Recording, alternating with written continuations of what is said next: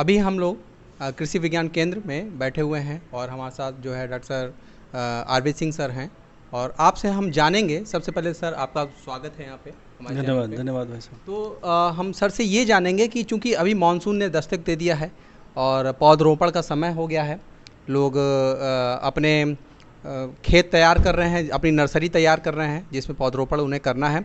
तो सर क्या क्या बेसिक ज़रूरतें होनी चाहिए? गड्ढे, जैसे कि गड्ढे हमें कब तैयार करने चाहिए, उनकी गहराई क्या होनी चाहिए, क्या क्या उसमें खाद के रूप में क्या चीज़ें, उसमें कंपोस्ट क्या हमें डालनी है, ये सारी कुछ चीज़ें हम अपने दर्शकों को बताना चाहेंगे। तो सर आप थोड़ा सा हमें इसके बारे में जानकारी दीजिए। धन्यवाद धर्मेंद्र जी। जहाँ तक आपने कहा कि मौसम शुरू हो गया है तो ये बहुत सही समय है पौधरोपण का। जी। चाहे वो फलदार पौधे हों या इमारती लकड़ी के पौधे हों, क्योंकि बरसात के समय में हमें सिंचाई कम देनी पड़ती है और पौधे काफ़ी अच्छे चल जाते हैं। लेकिन इसके पहले फलदार पौधों को लगाने के पहले हमें पहले से ही तैयारी करनी पड़ती है, जैसे गड्ढे की खुदाई करना। अगर हम फलदार में आम की बागवानी लगाना चाहते हैं तो आम की बागवानी लगाने के लिए अब दो तरीके हैं। एक तो 10 गुणे 10 मीटर 10 गुणे 10 मीटर का जो है हम स्पेस रखते हैं। जी। और दूसरा एक नई सघन बागवानी पद्धति आ गई है, उसमें हम 5 गुणे 5 मीटर पे पौधे लगाते हैं। तो ये मई और जून के महीने में जब टेम्परेचर खूब बढ़ा होता है तो हम गड्ढों की खुदाई उसके हिसाब से कर लेते हैं। तो उसमें हम 1 बाई 1 यानी 1 घन मीटर का गड्ढा तैयार करते हैं। 1 मीटर गहरा 1 मीटर चौड़ा जी। जो है गड्ढा तैयार करते हैं और उसमें की सारी मिट्टी हम बाहर रख लेते हैं और फिर उसको हम खुला इसी तरह से मई जून तक छोड़ देते हैं। अच्छा।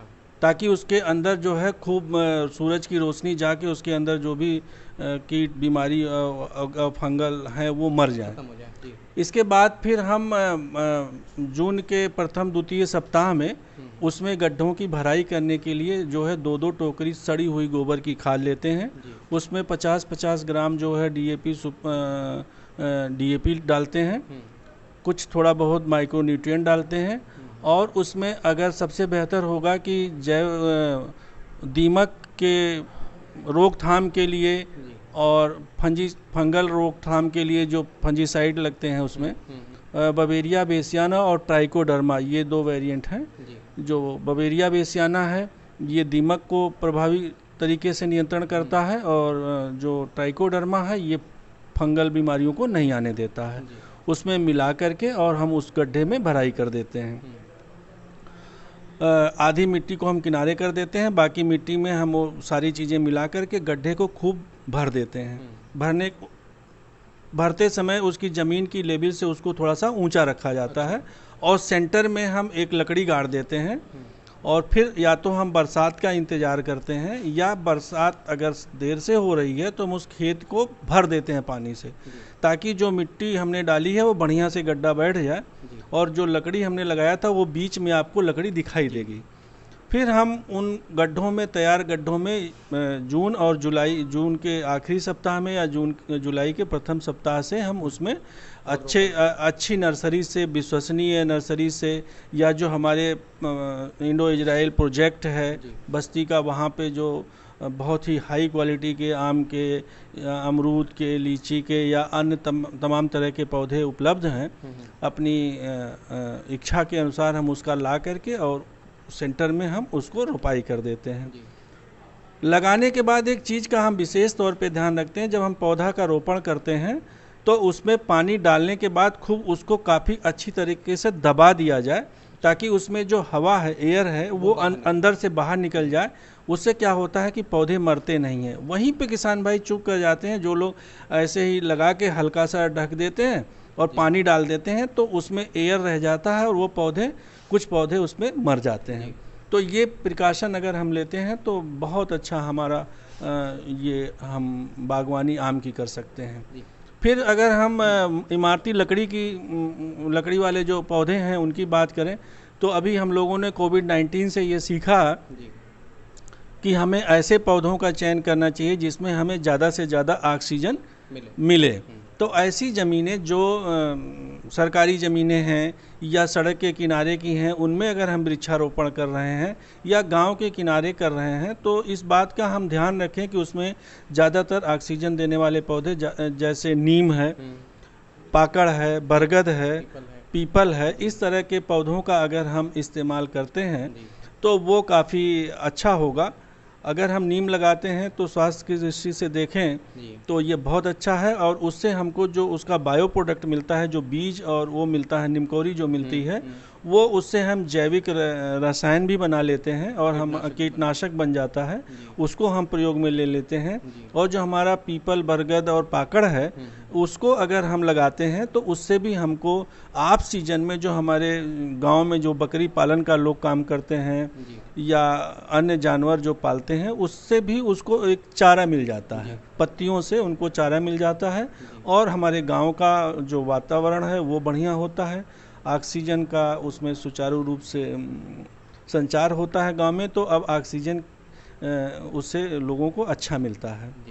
बाकी जो इमारती लकड़ियां हैं उनमें हम ज़्यादातर टीक या सागौन जिसको हम बोलते हैं, शीशम आजकल प्रचलन में नहीं है, उसका हम प्रयोग करते हैं। और पहले यूकलिप्टस पे लोग ज़्यादा ध्यान देते थे, लेकिन चूंकि ये पानी बहुत ज़्यादा कंज्यूम करती है और इसकी मार्केट वैल्यू भी अच्छी नहीं है, तो किसान भाई उस पर ना ध्यान दे करके अब आजकल टीक या जिसको हम सागौन बोलते हैं उसको लोग लगा रहे हैं। कुछ और इमारती जैसे महोगनी के नाम से कुछ एक पौधा आ गया है, उसको भी आजकल बहुत प्रायता से किसान भाई लगा रहे हैं। इमारती लकड़ी है, और अभी तो उसका हमने रिजल्ट नहीं देखा है, बट लोग बता रहे हैं कि इसका जो है ग्रोथ वगैरह अच्छा है और इसकी मार्केट वैल्यू भी अच्छी है और लकड़ी की क्वालिटी भी अच्छी है। तो सर थोड़ा सा हम ये जानना चाहेंगे कि अभी आपने फलदार वृक्षों के बारे में कुछ बताया, तो आम की कौन कौन सी वैरायटी अभी हमारे पास यहाँ पे उपलब्ध है, और किसान भाइयों को कौन सी वैरायटी जो अर्ली वैरायटी हो और ज़्यादा वो पौधे रख रखाव ना मांगते हों, कुछ ऐसी वैरायटी बताइए जिससे वो लाभान्वित हो सकें। देखिए, अपने पूर्वांचल की जो आम की प्रचलित प्रजातियां हैं जो मार्केट में बहुतायत हम लोग लेते हैं, अर्ली में अगर हम बात करें तो हम हमारे इस पूर्वांचल का जो बस्ती गोरखपुर मंडल का जो सबसे प्रचलित आम है और जो सबसे महंगा बिकता है वो है गौरजीत। और ये काफ़ी मार्केट में शुरुआत में जून के प्रथम सप्ताह में ही आ जाता है। इसकी मार्केट प्राइस बहुत अच्छी होती है, इसका टेस्ट इसमें 100 हाँ ये 150 रुपये किलो तक इसका सेल इस साल भी मिला है। तो ये लगा सकते हैं, गौरजीत को हम प्लानिंग करेंगे। इसके बाद दूसरा सेकंड पे हमारी दशहरी आती है, और फिर हम हमारा जो है जो जिसको हम लंगड़ा बनारसी या अपने यहाँ की भाषा में कपूरी आम बोलते हैं वो लेते हैं। और फिर थोड़ा सा जब हम लेट की तरफ चलते हैं तो हम लोग सफ़ेदा और चौसा जो अपने यहाँ इस क्षेत्र के लिए प्रचलन में है और हमारे क्षेत्र के लोग पूर्वांचल के लोग उसको ज़्यादा खाना पसंद भी करते हैं। ये तो कमर्शियल बागवानी। और आजकल एक नया ट्रेंड आया है जो आम्रपाली आम है, जो काफ़ी विलंब में पकता है। ये जुलाई से पकना शुरू होता है और अगस्त तक ये चल जाता है।